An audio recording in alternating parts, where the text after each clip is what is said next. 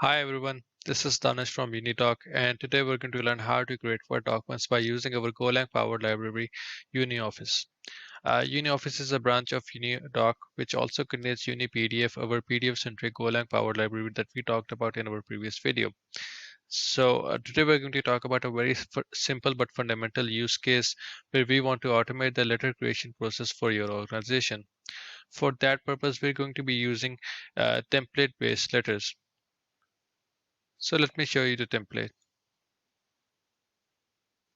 Here is a template that we're going to be using. It contains some flags that we're going to be reading, like the first name, the last name, and some other flags.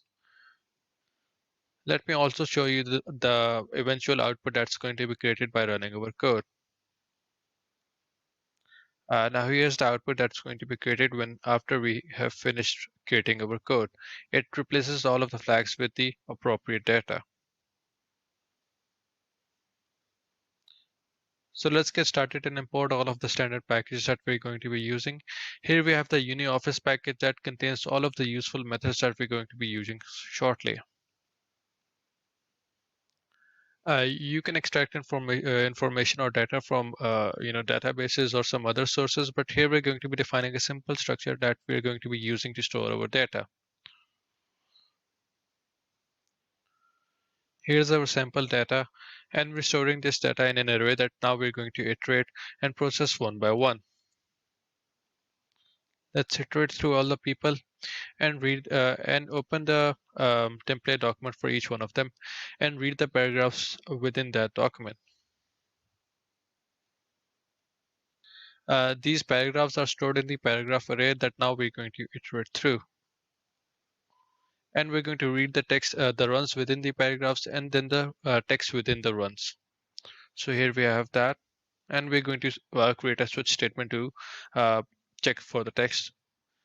The text is compared with the flags that we have in the template document, and we check whether the text is similar. So we replace it with the data that we have stored uh, in our structure. After replacing the data at each flag, we're going to save this newly formed document.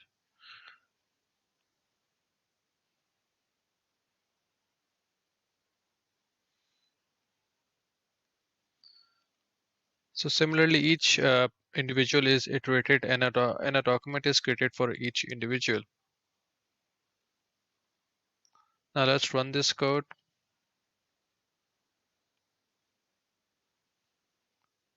Now through the file preview, you can view the newly created documents for our data. Here you can see the output file. This is just a small use case of our powerful UniOffice library.